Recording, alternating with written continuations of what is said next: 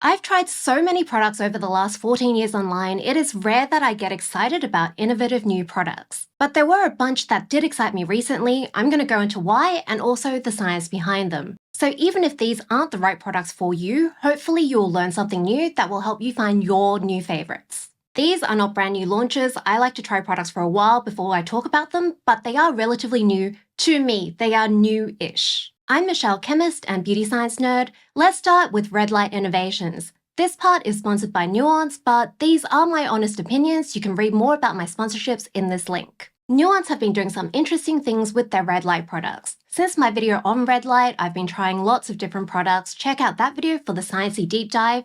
But the main skin benefits are rejuvenation or anti-aging, things like smoother looking lines and wrinkles, and also reducing sensitivity and redness. Home products are weaker and you need to use them consistently to see results, so it is important to find one that you think you can stick to using as well as good specs. The most important ones are wavelength, irradiance, and the number of LEDs.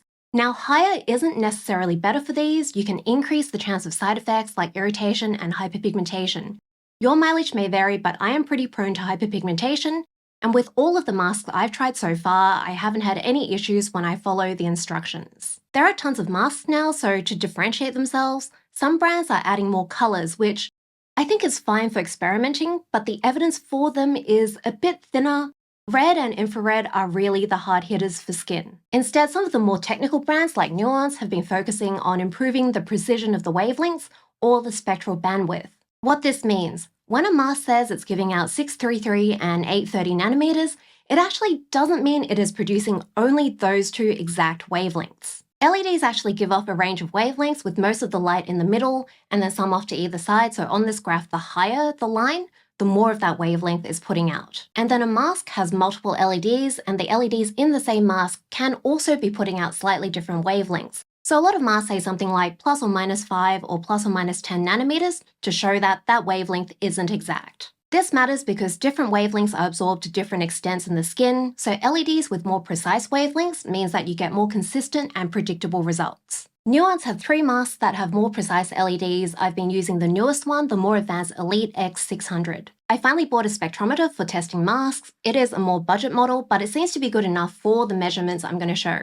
For red light, most masks are pretty similar with precision, although the Elite measurements were the most precise. A shorter column here means that the peak is narrower. It is giving more of that main wavelength. I also calculated how much of the light is close to the peak, the main wavelength, so a bigger column here means more precise. For infrared, there are bigger differences between the masks. You can see regardless of the way I measured it, the Nooance mask is one of the most precise. In terms of usability, the Elite is a molded silicone mask, which I find easier to use and more comfortable than the standard flat silicone ones. They are already shaped to your face, so they don't need to be on as tight for the LEDs to be angled flat against your face, but it does still have some give, so it can adjust. It's also not too bright for me, even without the eye shields. It feels nice and durable, it's really nice and thick, and the remote also has a handy countdown. This has more LEDs and higher irradiance than the other masks, which means it doesn't need to be used as often. With side effects, there's never any guarantees, but Nooance haven't had any reports of their mask causing darker pigment with correct usage.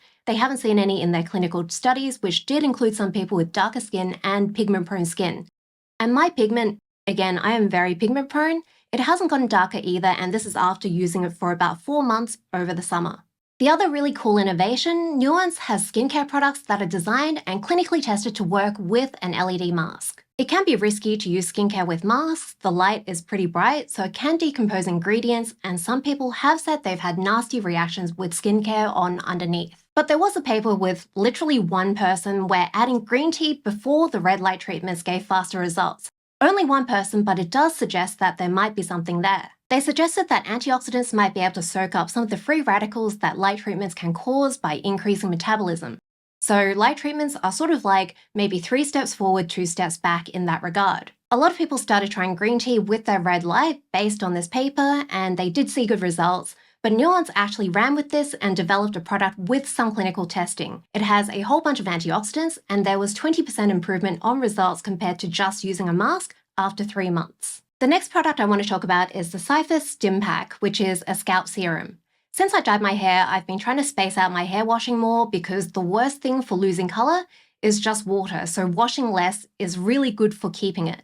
But I have oily skin, which means I also have an oily scalp. Oil feeds the microbes on your scalp that are linked to dandruff, but before you get visible dandruff, you get itching. See my itchy scalp video for more info on that. Anti-dandruff ingredients that will control those microbes for longer are usually in shampoos, but they are also in a bunch of serums, so I've been trying a whole bunch of those. I do really like serums because you can apply them in between washes, which means you can sort of chop it up in between. You don't have to be like, oh no, I used the wrong shampoo, I should have used this other shampoo, and then, yeah, just go back to water. For my very oily scalp, and also because I live in Sydney where it's quite hot and humid, ideally, I would want to wash my hair every day to control the itching. And I used to only be able to go maybe 2 days sometimes between washes. But now with serums, I can go for way longer. I can wash my hair like even maybe once a week if I'm lucky. And this is in summer in Sydney. It is a particularly humid summer as well. And I do CrossFit in an open air gym that gets really, really sweaty. So I've been trying a whole bunch of scalp serums, and this one is my favorite at the moment. Cipher Skincare is a small Australian brand with some really interesting products. This has a whole bunch of really cool ingredients packed into it. This has pyrophenolamine, which is the main antimicrobial ingredient that controls the microbes. There are also hydrating ingredients, and there's antioxidants, which can also perhaps help with itching. The microbes that are producing the irritating compounds, they're doing that by oxidation. There's also an interesting active in here called Densidil that's been specifically researched for hair loss and graying, which is also linked to oxidation. There's also exfoliating acids and humectants, and there's aluminium starch octanyl succinate, which is the starch in dry shampoo. So this is packed with a whole bunch of ingredients that to me make a lot of sense. I would love to see clinical testing on this, but clinical testing tends to be a bit difficult for smaller brands because it is quite expensive. But from a design perspective, at least, a theoretical perspective, this is really a nice all-in-one product. It doesn't add any noticeable weight to the hair. It also has a little bit of a dry shampoo effect. It's really easy to use. It has a nozzle, and so I just kind of squirt it down in lines on my hair like this. And then I massage it into my scalp afterwards. This does have a strong herbal-ish smell, but it goes away pretty quickly. But yeah, overall, really nice product, really enjoying this. The next product I want to talk about is the Shark Flex Styler. Now, I have been pretty lazy with styling my hair in the past, in case you haven't noticed from my content.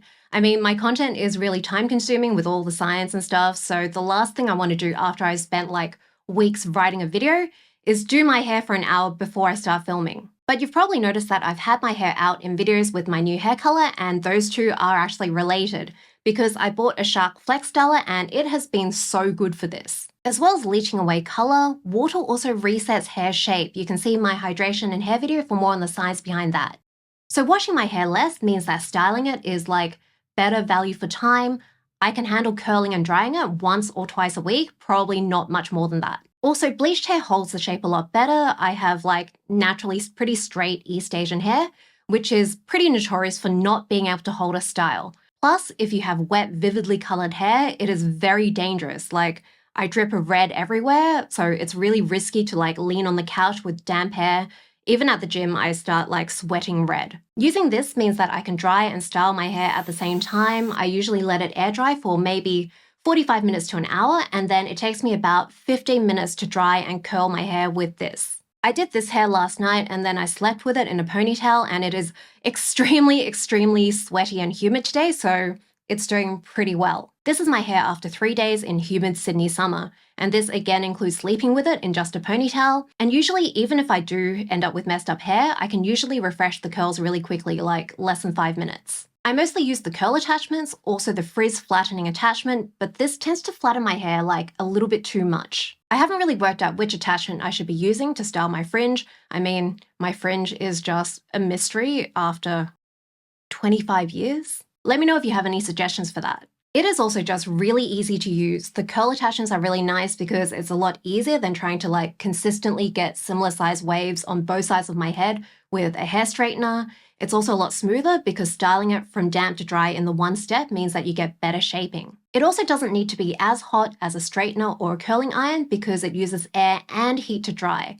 So it reduces the chance of bubble or popcorn hair, which is when water evaporates explosively from the middle of the hair and like blasts its way out. I really love the self-wrapping. It is so useful. You do not need wrist dexterity. There is a lower risk of burns if you're clumsy, which I definitely am, and it is a lot easier to do the back of my head.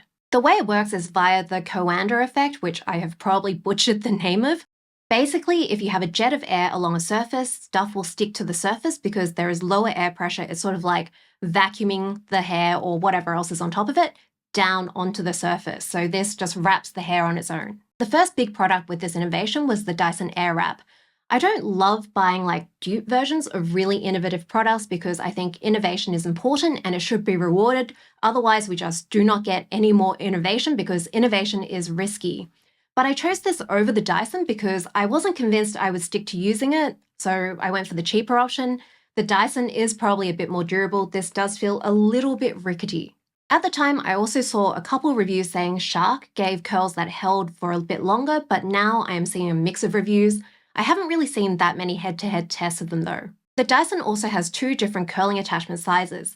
I feel like the Shark attachment, it only comes in one size. It is a little bit bigger than I'd like. And there are also two of these Shark attachments because you need a separate one for each side. You only need the one for the Dyson. The other thing that helped me use this more consistently is finally buying some noise-cancelling Apple AirPods Pro.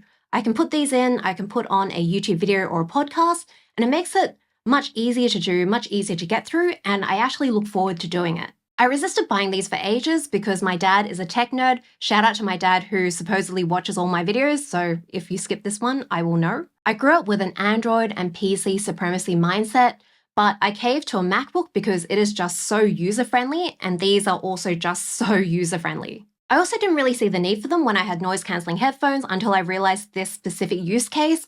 I have been using these so much, and it is really nice to alternate with my headphones because they both hurt my ears. And you can also see the problem with red hair and headphones. I also have some azelaic acid serums with a nice texture. Azelaic acid is a bit of an annoying ingredient for me.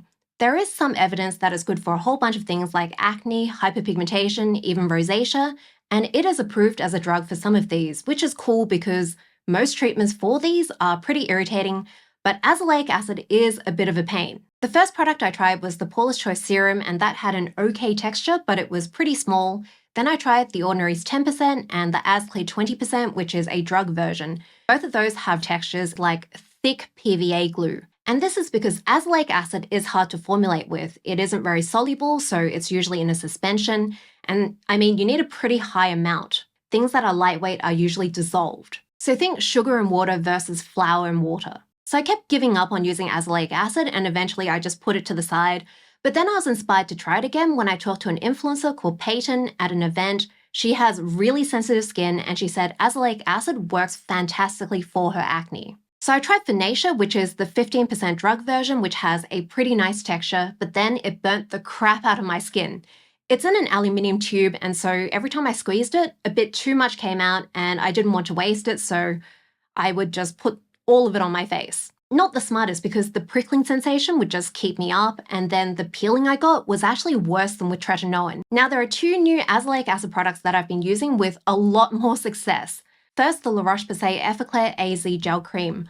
I was really excited for this launch. I did some sponsored posts on this. It has a really lovely formula, which is exactly what I would expect from La Roche-Posay. This has 10% azelaic acid as well as salicylic acid and hyaluronic acid. It's really formulated for people with adult acne, so it deals with the breakouts and the skin tone and the texture all at the same time. There's also Hue Superfade. This is a brand started by Hani, who is a medical doctor who hasn't posted on YouTube for a while. She basically just jammed in a whole bunch of brightening ingredients in this, as well as soothing ingredients, because some of the brightening ingredients, like kojic acid, are pretty irritating. Full disclosure, I consulted with Hani on product development for this, and I was really impressed by how committed she was to putting effective ingredients in this. For example, she originally wanted to put in tranexamic acid, and I told her I didn't think it would do very much, but I would understand if she wanted to put it in there anyway, because it is trendy and people are looking for it. And straight away, she was like, nope. So yeah, I have to really respect that, especially when lots of small startup brands are doing extremely dodgy marketing. This is also clinically tested, which is very cool for a small brand. They tested on 80% people of color, and they saw improvements in 6 weeks. La Roche-Posay obviously also has clinical testing, which I do have to give them props for because even though they can afford it, not all big brands do it. But I think it is much more expected from a big brand compared to a small brand, especially when it is their first product. Next, some innovations with UV protective clothing. I have been wearing it a lot more because I am pretty lazy overall, including with sunscreen. It is just so much faster to put it on, it is less sticky, I don't need to remember to reapply it, and I don't need to worry about missing a spot, which happens so much. I did a video on UV protected clothing 5 years ago, and now there are features in lots of them that were not common when I did that video. Like, at the time, I was really impressed with thumb holes. This is the Solbari Everlight Loose Fit Jacket. It has a whole bunch of cool, less common features. So I've gotten a lot of compliments on this from sun protection nerd friends, which I am gathering a lot more of as I'm getting older. And this includes Vanessa of Braincraft, who is actually a fashionable person. It has very comfortable 4-way stretch fabric, it's very breathable and lightweight. There are vents at the front to keep you cool while exercising. It also has cooling material for the hand covers, a nice reinforced thumb hole, a built-in face mask with laser-cut breathing holes, there is also a detachable visor on the hood, and a ponytail opening which keeps things less tight and sweaty. A lot of UV protective clothing is just not very comfortable and looks a bit weird. But all the Solbari clothes I tried, they are really easy to throw on, they're really nicely designed. You can tell they wear a lot of UV protective clothing and they have opinions on it. Next up, some cushion foundations. These are more popular in Asia, and I used to think they were really overrated. I've tried some in the past, but I always thought it was all about the applicator. But then I recently tried the Clio Kill Cover Mesh Glow Cushion, and this made me change my mind. The applicator, the compact, and the foundation formula, all of those work together just really nicely. They have a patent on their cushion puff, not sure exactly what is so special about it, but it feels a lot softer and more jellyish than the others I've tried. It molds to my face with zero effort. The dispenser is also really bouncy and has a mesh cover, and together, these just make it really easy to apply evenly and blend. On me, it has buildable coverage and a nice glowy finish. But the downside? It has a ridiculously limited shade range. I think they launched with like 3 shades, and recently they expanded to 5, and I am the darkest shade, which is ginger. This is pretty standard for brands that are made for the East Asian market, but it is still ridiculous, and it would be great if they could change this because otherwise this is just so great. To balance this out, I also bought one of the only cushion foundations with a decent shade range that you can try in-store in Australia, the Tirtir Mask Fit Red Cushion. This has a much more Western style shade range that has 40 shades, and my shade is 17N Vanilla. For the shades that I tried, the color changes quite a lot as it dries, so I would recommend trying it out in person and then waiting a few hours. I put a whole bunch of swatches on my arm. This color changing is commonly called oxidation, but it actually isn't a reaction with oxygen. It is just the color changing as it dries, which is a lot like how paints change color when they dry. It is like the solvents changing their interaction with the pigments in the product, which is changing how the light reflects off it. This foundation is pretty pigmented, it has pretty high coverage, and it dries to give a satin sort of finish. The application isn't as easy as the Clio one. It has a standard sponge with the big holes as the dispenser, so you do have to work it on a bit to get rid of the dots. The standout thing for me with this product, aside from the fact that they actually have a shade range, is how well it stays on skin and doesn't transfer very much. That mask fit part is actually because they designed it to not smudge as much when you're wearing a mask, and they did clinical testing to substantiate this, which I think is just really cool. Obviously, I am a massive clinical testing fan. It is just the best way to see if a product works. This is such a cool example of innovation over a really short amount of time. I'm sorry, but I really need to nerd out here. This mask is really comfortable. It doesn't mess up makeup or sunscreen as much as other masks. Plus, it is better at protecting the wearer from getting sick. It just solves so many problems with masks. I have gone through such a journey with the more protective respirator masks. You might remember seeing mostly hard cups in 2020. They were really uncomfortable, they left marks on your face, plus they didn't actually work that well if your face wasn't exactly the right shape for them. Air takes the path of least resistance, so if you have any sort of gap, that's where the air goes instead of through the filter. But then there was the 3M Aura. This has so many cool features. It's flexible, which makes it comfortable, but the front is stiff, so it doesn't touch your mouth much. I really hated that with surgical and cloth masks. And this flexiness isn't just good for comfort, it also means that it molds to more people's faces. It fits something like 95% of people in proper fit testing. Basically, if you want a mask that is probably going to work really well straight out of the bag, this is the one. This bit with the dots is really neat. It blocks steam so glasses won't fog up. This is called a boat shape or a trifold mask, and this is probably the most common design now. But not all of these shaped masks work as well as this.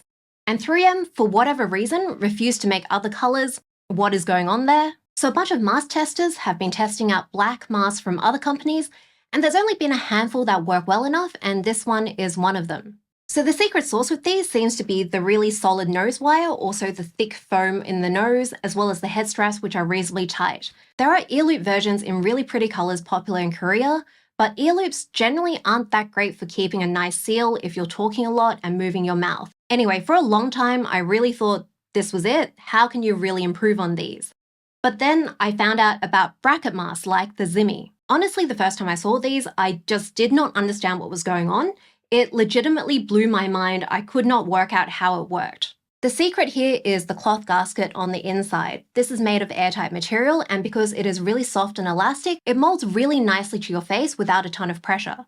The earloops do have toggles, which means they're adjustable. This is also really useful for makeup and sunscreen because it just spreads the pressure out more evenly. So you have less rubbing in a specific spot, plus it means you're less likely to get one mark on your face. Again, it is just nicely spread out. The Zimi is also extra breathable because air goes through really easily, and that's also why it seals so well, like the mask isn't gapping off your skin when you breathe in and out. The downside of this is that you might need a little bit of trial and error to make it seal nicely to your face. There are a bunch of different sizes you can try and you can modify it with foam, but some people have found that it works well without any modifications at all. I catch public transport and I teach children, so I used to get sick all the time. But I haven't been sick since last June and it is just masks. I never use hand sanitizer.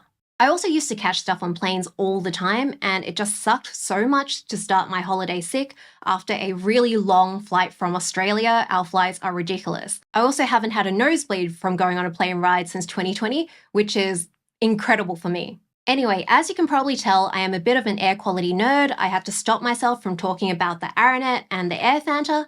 Let me know if you want me to talk more about those. Everything's in the description, including an article on how to get sick less. Let me know what other innovative products you've been wondering about, and you can check out my beauty science playlist. More videos are popping up around me if you want to nerd out more.